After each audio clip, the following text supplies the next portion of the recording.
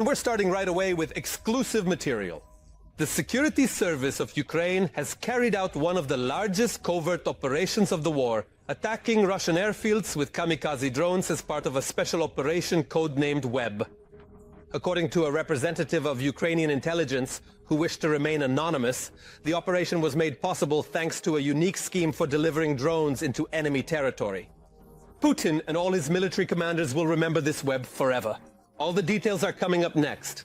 34% of strategic cruise missile carriers have been hit, specifically 41 Russian aircraft. Russia has suffered losses of about $7 billion. These are the results of the now well-known SBU Special Operation Web. And that's official. This is what the Belaya airfield looks like now. Strategic enemy aviation. SBU drones struck targets at 4 Russian military airfields at once: Belaya, Diaghilevo, Olenya and Ivanovo. The operation itself was prepared for a year and a half, and the preparation was worth it. Among the targets hit were A-50, Tu-95, Tu-22M3 and Tu-160 aircraft. In addition to significant material losses, the Russians also lost their reputation. On top of that, the SBU operatives also mocked the Russian special services. The most interesting part, and this can already be said publicly, the office for our operation on Russian territory was located directly next to the FSB headquarters in one of their regions.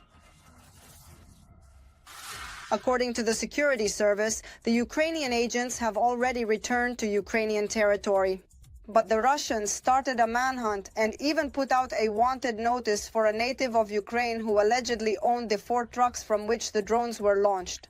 As for the UAVs themselves, during the operation, the SBU used 117 drones. The cost of one is up to $1,000. And that's even a stretch.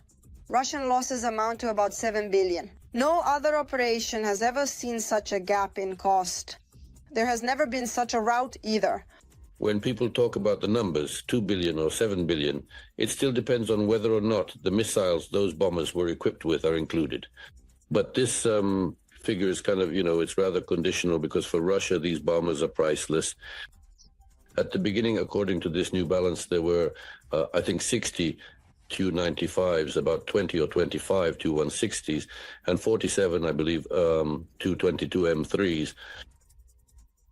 Well, something like that. In total, that's about 120 aircraft altogether.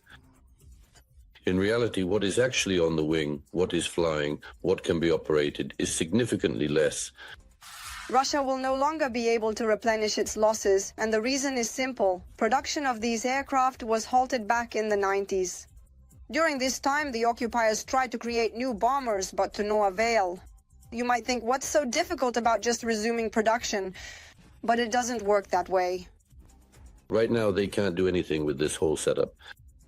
For more than 3 years now, 4 Tu-160 aircraft have been undergoing modernization, but the technology for manufacturing, for example, the titanium fuselage, has been lost. Well, there's a very large fuselage beam there. It runs almost the entire length of the aircraft and supports all the main components. These technologies have already been lost. The people who knew how to work with titanium, who knew how to process it, are no longer around. What to do with the remaining ones is also a mystery. The Russians don't even know where to hide them. You see, for them, this is now an extremely difficult task. They've supposedly risen from their knees and started flying. So they kept flying and flying until they had to land somewhere, refuel, because they can't fly for that long. They just don't have enough. You can't fly for a whole day anymore. So where do they put them? They only have a few airfields left in the European part that can accommodate them. Well, there's still Vorkuta, yes, that's a Soviet airfield. After one of our attacks on Engels, they moved there for a while, but something didn't suit them, so they left. Should they fly to the Ukrainka base? Well, what's the difference between Ukrainka and Belaya? Ukrainka is 8,000 kilometers from us, and Belaya is 4,500 kilometers. As for the attack itself, it was especially painful for the Russians to lose a Tu-95. There weren't many of them to begin with, and now there are significantly fewer.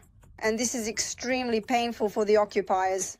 After all, these strategic bombers carry fairly new Russian missiles. Even though they are the oldest among all this arsenal, for them it is the most significant, because they are the actual carriers of the Kh-101 missiles. The Kh-101 missile, unlike the aircraft, is quite modern, quite adequate, successful, and probably in this class of missiles, I wouldn't hesitate to say that it probably holds first place. The fact that we shoot them down so effectively is our achievement. It's not due to the Russians' lack of capability. And that's not even mentioning the hit on the unique Russian long-range radar detection aircraft, the A-50. There are only about 5 of them in total. Previously, they had already become a target for Ukraine, and successfully so. Now the Russians have lost another one. It is also impossible for them to replenish their stock. Thus, a single SPU attack deprived not only Russia of air power, but also of its eyes.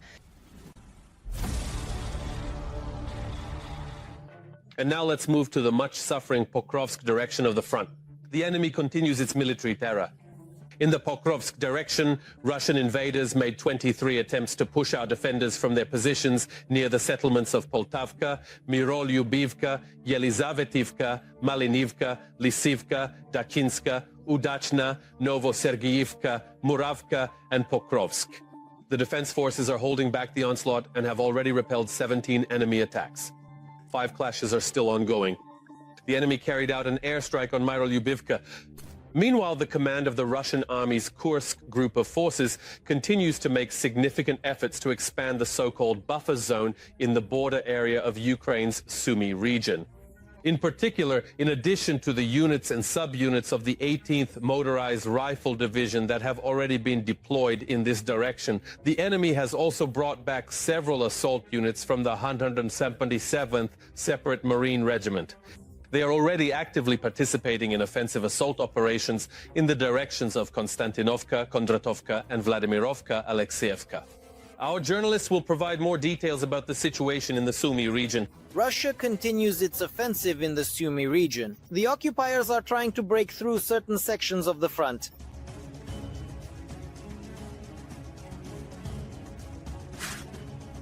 According to statements by the spokesperson of the State Border Guard Service, Andriy Demchenko, the situation in the region is tense, especially along the borders of the Khotin and Yunakivka districts. However, there is no evidence of a massive offensive by Russia. The enemy is advancing in small assault groups, losing hundreds of soldiers daily, including due to the continued presence of a Ukrainian armed forces bridgehead in the Kursk region. The enemy is trying by any means to push us out of Russian territory, but we have good operational positions, and most importantly, we are using them to destroy large enemy forces.